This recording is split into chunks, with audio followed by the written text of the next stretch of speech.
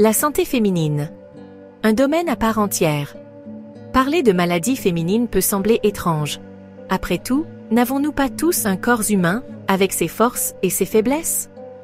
Cependant, il serait irresponsable d'ignorer les spécificités de la physiologie féminine. Femmes et hommes ne vivent pas les mêmes choses face à la maladie. Ils ne réagissent pas de la même façon au traitement. Il est donc crucial de développer une médecine de genre, attentive à ces différences.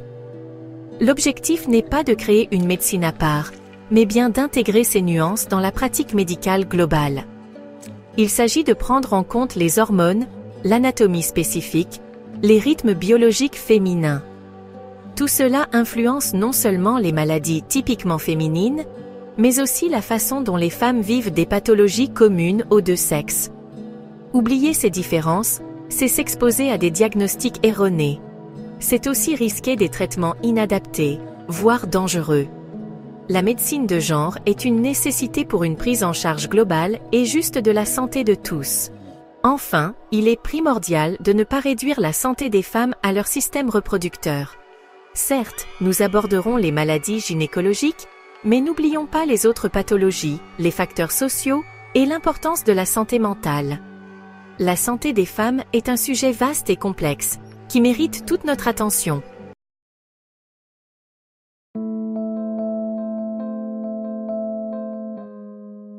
Certaines maladies touchent exclusivement les femmes.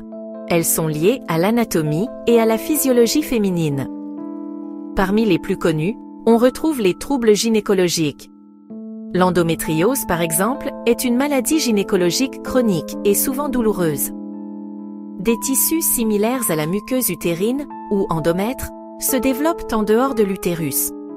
Les symptômes incluent des douleurs pelviennes intenses, des règles abondantes et des douleurs pendant les rapports sexuels. Les fibromes utérins, des tumeurs bénignes dans l'utérus, sont également fréquents. Ils peuvent causer des saignements abondants, des douleurs pelviennes et des problèmes de fertilité. La grossesse, bien que physiologique, n'est pas sans risque. Le diabète gestationnel, la prééclampsie et l'accouchement prématuré sont des complications potentielles. La compréhension et la prise en charge de ces troubles sont essentielles pour la santé des femmes.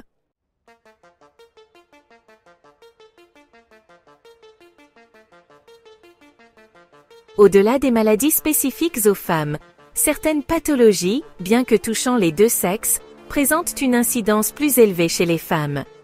Ces disparités peuvent s'expliquer par des facteurs biologiques, hormonaux, mais aussi par des facteurs sociaux et environnementaux. La migraine, par exemple, touche 3 fois plus de femmes que d'hommes.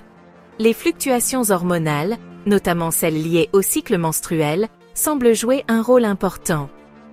La cystite, une infection urinaire, est également plus fréquente chez les femmes en raison de leur anatomie. L'urètre, plus court chez la femme, facilite la migration des bactéries vers la vessie. L'ostéoporose, une maladie osseuse caractérisée par une fragilité accrue des os, touche davantage les femmes après la ménopause. La diminution des œstrogènes, hormones protectrices pour les os, explique cette vulnérabilité accrue. La fibromyalgie, une maladie chronique caractérisée par des douleurs musculaires et articulaires diffuses, ainsi que par une fatigue intense, touche majoritairement les femmes. Les causes exactes restent inconnues, mais des facteurs génétiques, hormonaux et psychologiques sont évoqués. Il est crucial de comprendre pourquoi ces maladies touchent davantage les femmes, afin de mieux les prévenir et de les traiter.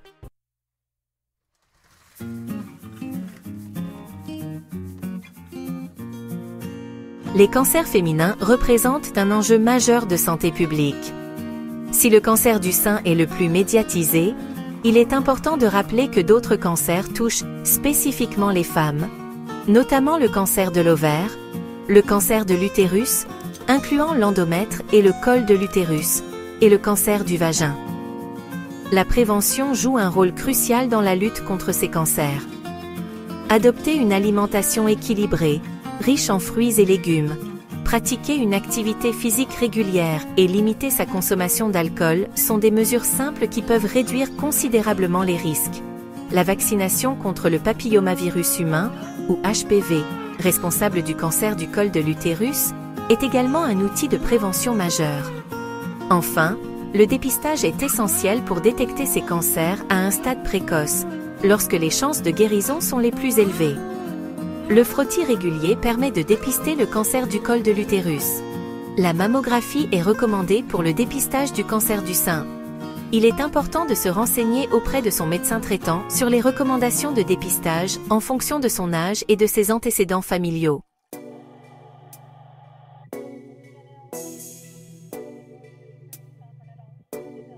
L'étendue des maladies auto-immunes. Les maladies auto-immunes, caractérisées par un dérèglement du système immunitaire qui s'attaque aux cellules saines de l'organisme, touchent majoritairement les femmes. Si les raisons de cette prédisposition féminine restent encore mal comprises, des hypothèses évoquent un lien avec les hormones sexuelles féminines, notamment les œstrogènes. Parmi les maladies auto-immunes les plus fréquentes chez les femmes, on retrouve la sclérose en plaques, le lupus érythémateux disséminé, la polyarthrite rhumatoïde, la thyroïdite de Hashimoto, ou encore la maladie de Crohn. Ces maladies chroniques peuvent affecter de nombreux organes et entraîner des symptômes variés, tels que de la fatigue, des douleurs articulaires et musculaires, des problèmes digestifs, des éruptions cutanées, etc. Le diagnostic est souvent complexe et repose sur un ensemble d'examens cliniques et biologiques. La prise en charge des maladies auto-immunes est multidisciplinaire et vise à soulager les symptômes, à limiter la progression de la maladie et à améliorer la qualité de vie des patientes.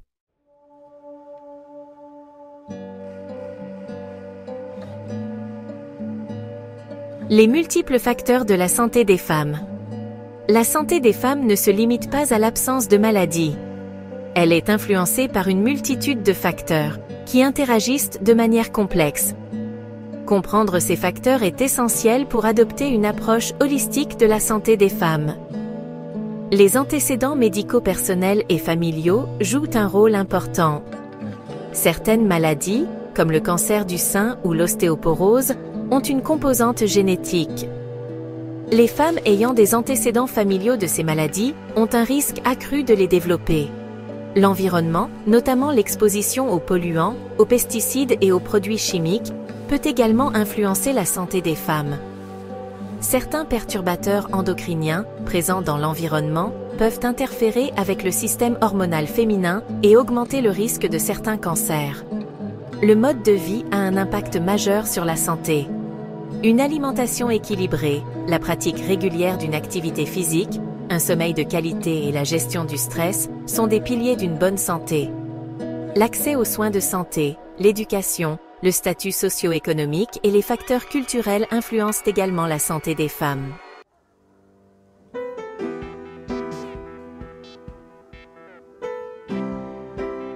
Adopter un mode de vie sain. Même si certaines maladies sont inévitables, il est possible d'agir sur sa santé. L'adoption d'un mode de vie sain est la première étape pour prévenir de nombreux problèmes. Une alimentation équilibrée, riche en fruits, légumes, céréales complètes et protéines maigres, est essentielle.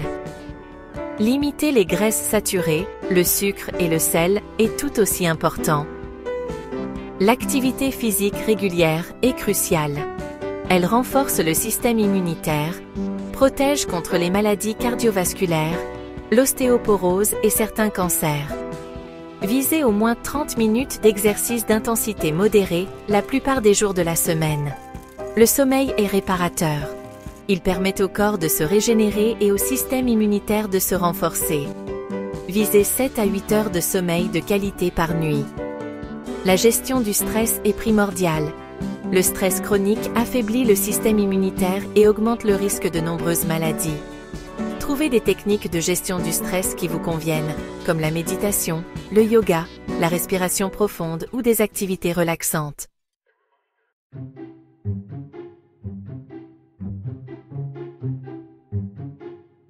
L'importance du suivi médical. Le suivi médical régulier est essentiel pour prévenir et détecter précocement les maladies. Consultez votre médecin traitant au moins une fois par an pour un bilan de santé complet. N'hésitez pas à consulter un gynécologue pour un suivi gynécologique régulier. incluant un examen pelvien, un frottis cervico-utérin et une palpation des seins. La fréquence de ces examens varie en fonction de l'âge et des antécédents médicaux. Participez activement aux dépistages recommandés, comme la mammographie pour le cancer du sein, le frottis pour le cancer du col de l'utérus et la coloscopie pour le cancer colorectal. En cas de symptômes inhabituels ou persistants, ne tardez pas à consulter un médecin. Un diagnostic précoce permet une prise en charge plus efficace et améliore les chances de guérison.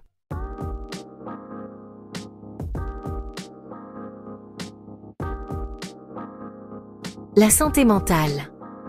Une priorité. La santé mentale fait partie intégrante de la santé globale. Les femmes sont plus susceptibles de souffrir de dépression, d'anxiété et de troubles du comportement alimentaire. Les facteurs hormonaux, les événements de la vie comme la grossesse, l'accouchement et la ménopause, ainsi que les pressions sociales, peuvent contribuer à cette vulnérabilité. Il est essentiel de prendre soin de sa santé mentale. Apprenez à identifier les signes de stress, d'anxiété et de dépression. N'hésitez pas à demander de l'aide si vous vous sentez dépassé. Parlez-en à votre médecin traitant, à un psychologue ou à un psychiatre. Des thérapies, comme la thérapie cognitivo-comportementale, peuvent vous aider à gérer vos émotions et à adopter des pensées et des comportements plus positifs. Des groupes de soutien peuvent également vous apporter un soutien précieux. J'espère que ces informations vous ont été utiles. N'oubliez pas de vous abonner à la chaîne et d'activer la cloche pour être notifié de la sortie de mes prochaines vidéos. Votre soutien m'est précieux. Si ce sujet vous a intéressé, le meilleur moyen de me le faire savoir, c'est de liker cette vidéo. Ça m'encourage à continuer à créer du contenu de qualité pour vous. Enfin, n'hésitez pas à me proposer des idées de sujets dans les commentaires. Je les lis attentivement, et je ferai de mon mieux pour répondre à vos attentes. À très bientôt.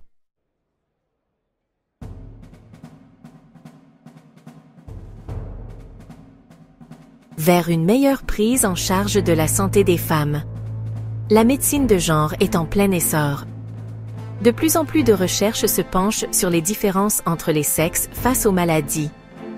L'objectif est de développer des traitements plus ciblés et plus efficaces, en tenant compte des spécificités de chaque sexe. Il est essentiel de sensibiliser le grand public et les professionnels de santé à l'importance de la médecine de genre.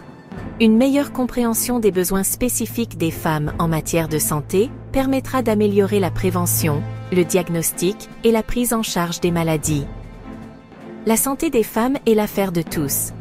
En travaillant ensemble, nous pouvons construire un avenir où chaque femme aura accès à des soins de santé de qualité, adaptés à ses besoins spécifiques. J'espère que ces informations vous ont été utiles. N'oubliez pas de vous abonner à la chaîne et d'activer la cloche afin d'être prévenu lors de la sortie de mes prochaines vidéos. Votre soutien est précieux pour moi.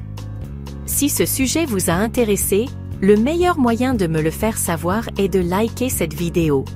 Cela m'encourage à continuer à créer du contenu de qualité pour vous. Enfin, n'hésitez pas à me faire part de vos suggestions de sujets dans les commentaires. J'y suis très attentive et je ferai de mon mieux pour répondre à vos attentes. À bientôt!